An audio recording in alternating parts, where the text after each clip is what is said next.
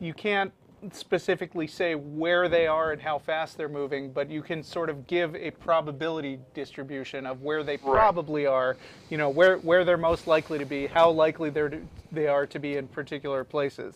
And since everybody is made of very, very small particles, you know, there is a really small but non-zero chance that extremely unusual things can happen when you average out all those wave functions. But since there are lots and lots of particles, the most likely thing becomes more and more likely to happen.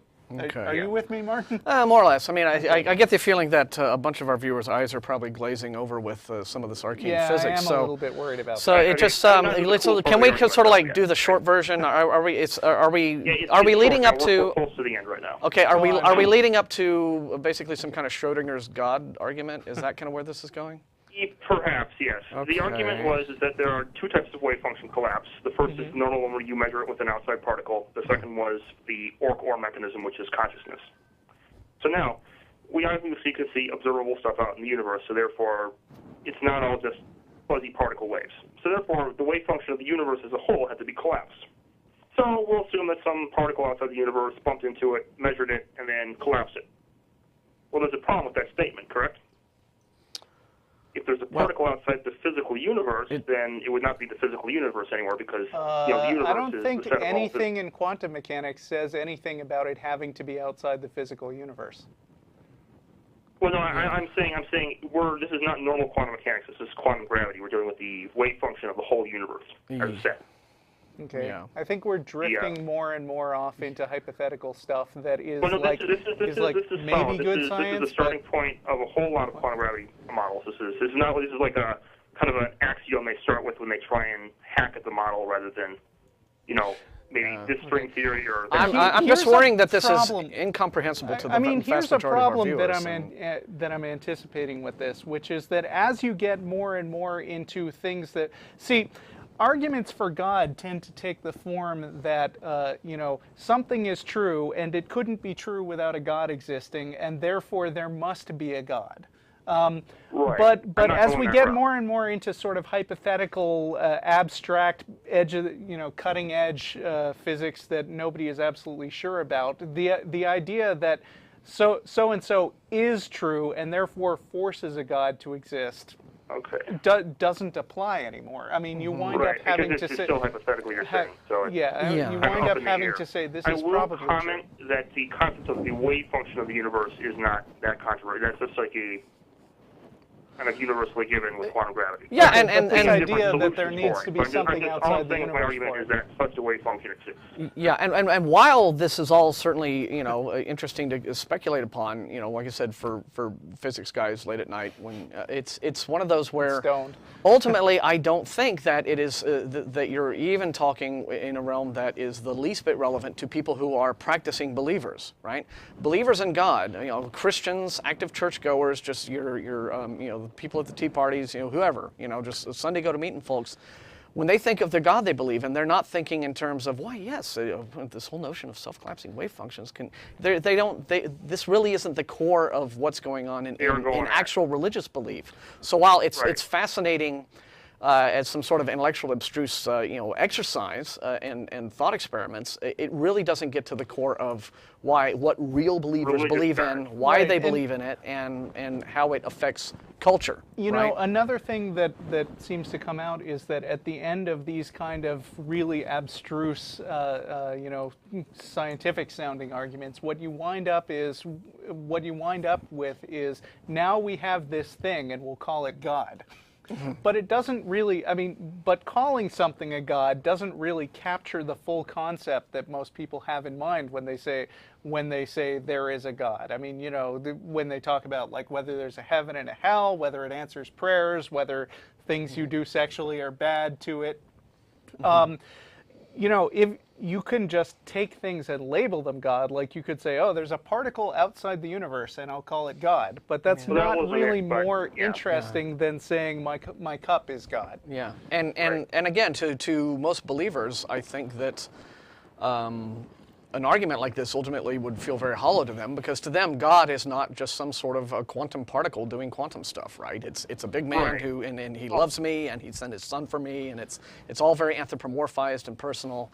And while we may dismiss that as silly and mythical and what have you, and a bunch of fables, that really is what's going on in the mind of actual believers. Right. That's the concept of God they take seriously. Well, I mentioned that I just put this in my video. This is just a generic God I'm arguing for. This could be. I'm personally a panentheist, which is a little bit different than pantheism. Okay. The universe is within the mind of God. So it's compatible with. The argument I give itself is compatible. It could be either pantheism, deism, pantheism, and then you could kind of modify it from there into sort of a a religious, emanationist based. I guess I'm less interested in how you get to some kind of scientific rationalization that there is a God, as knowing what you believe and why you believe it. As basically, what is the thing that you're calling God? Can you detail what its properties are? What is it like? It's the wave function of the universe. It's self-collapsing. Okay, well, let's say that I believe in the wave function of the universe, and I'll let you label it God. So what? Oh, yeah. I mean, so how have we learned anything new about the universe by sticking this three-letter word on it? Because we've now discovered that because of OR, it's a wave function, but it's also a mental wave function. Well, it's not a normal wave function where you just collapse it within a particle. Because there are no particles outside the universe, it has to be a self-collapsed wave function, which Penrose points out as a mind. Right, but if I decided not to call it God, but instead I decided to call it Herman, am I losing any information from that? No. Okay. It would still be a universal mind, though, which I thought was kind of a cool thing to let you guys chew on for a bit there. I mean, it depends on what you consider a mind, and I mean, collapsing wave functions is something that things without minds also do, I think. Right. But I mean, again, it depends on the mind. So the argument. Yeah. Yeah. I think you're right. I mean, it's interesting. You're moving into esoteric territories that most actual believers don't really mess with. But yeah, again, I think that you're operating off of Penrose's premises, it does just seem like another way of finding stuff about the universe that you can call God. And until I know, as a scientific layman and as a layman in physics, until I see that there's some sort of that's a legitimate way of looking at the universe, if that's a way that increases my understanding of things, I'm, again, going to be wary to just sort of rush into it. So, right. Anyway, thanks for calling. If you wanted perhaps a religious component, and this is just a little side thing, this is something other things that, because actually there are a fair number of religious theists in the physics department. I'm not going to get into this right now, but just do a little research on Carl Jung and his association with the physicist Wolfgang Pauli. And I won't get into it now, but just dig out what you see and tell me if it's not a little weird. So okay. Well, I want to put you on hold because Mark Lowy, our token physicist, actually wanted to have a chat with you off the air. And we're going to move on to other callers. I do recommend The Emperor's New Mind. It's a really interesting book that covers a lot of scientific disciplines, and then it makes some out there claims that some people aren't sure about. But he's a very well written guy. So thanks for calling. Thanks, Johan. Yes, sir. Nice to be here. Yeah. All right, we're going to give Randy in Houston one more try. One more. If he's still here. Randy, are you there? 3, 2, 1. Walk the plank. Zombies got him. Okay. Line 2 is... Wait a minute. Wait, did you just hang up on somebody who wasn't Randy? I'm not sure. Uh-oh. Was that... Oh, no. Is this Randy? Hello? Randy. Hello? Randy? Yes. Ah! I believe I just hung up on Pat in Pasadena. Pat, I didn't mean to. Please call back. All right. How you doing, guys? We're glad you could finally join us. Yes. I am too. Okay. What can we do for you today? Well, first let me say thank you guys for doing this show. you guys are like professors of logic and reason. I think that's probably one of the noblest causes. Professors with no credentials at all. all. No, we're not. We're not professors of anything. We're just. Well, you kind of attack things from using logic and reason to we do our best. What is and isn't real. Well, thanks. Thanks. But my question is, I'm going to play the God's advocate here. Religion as a world occurrence. The fact that religion occurs independently throughout most of the countries, most of the world, all throughout history, and what implications that could have as far as using it maybe as empirical evidence of something. The fact that it is there, in almost every country. It's very prevalent throughout all of ancient history. Can you define what religion is?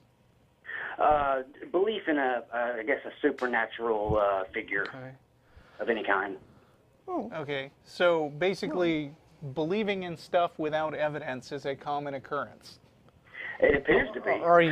And the institutionalization of these kinds of beliefs, right? Like the way they organize and become. Yeah. Okay. Historically, they've all, it's kind of happened independently of a single individual spreading an idea. Right. But I mean, under that rubric, the things that could fall under the definition of religion are all over the map. I mean, like for instance, we've got people who believe things like God, answers prayers, and then we've got like the Fred Phelpses who think that the vast majority of everybody is going to this horrible, very real, specific hell where they burn forever and ever for being gay. And now we have self-collapsing wave functions. Right. You have a guy like the last caller who believed in a self-collapsing wave function. I see the person I hung up on, said that she believes in spiritual energy. And then we'll talk to her about that. You have people who believe in horoscopes. And if there was something to this, you would think that they would converge on some recognizable concept that they agree on, that that actually comes together, instead of believing all kinds of wildly different random claims and then putting them all under the umbrella of one word, which is religion.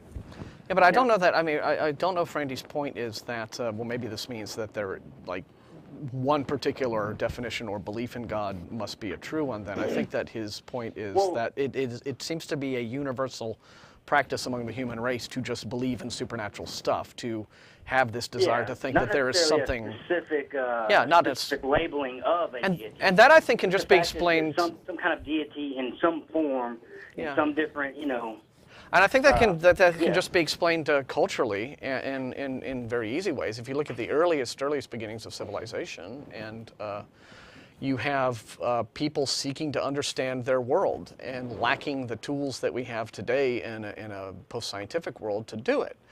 So in a way, they would see the sun traveling across the sky every day, and then they'd see the moon at night, and they would not really know exactly what these things are, only that they were somehow out there and celestial and magnificent and beautiful. And so naturally they would perhaps build a mythology around these things in order to explain them. I mean, in a sense, if you look at it, superstitious beliefs, not just in gods, but even things like astrology. There was a time during which astrology was the best science people had. And in a sense, there was kind of a logic behind it, right? Because you could look at things like, all right, well, the sun's in the sky, and it helps our crops grow, okay? And then the moon is up there, and we can sort of use it to build a calendar around. So it looks like stuff in the sky affects our lives. So maybe all the rest of these things, all the other stars do that too. So that it was, again, just a process by which primitive cultures, pre-scientific cultures, just sought to understand the world. Now, in terms of coming up with gods about it, well, I think you can look at a very common practice that human beings do as well, which is that we anthropomorphize things. It helps us to put human faces on things in order that we can understand them on our own terms. So gods being a way to put a human face upon this big, vast, empty universe to make it seem a little less big and vast and empty and scary. Yeah, I mean, even as a kid, do you ever watch raindrops running down a windshield and think, oh, that raindrop's trying to get to that other raindrop, right? Or just finding pictures and animals in the clouds and things. Yeah, I mean, people are basically the man in the moon. Right.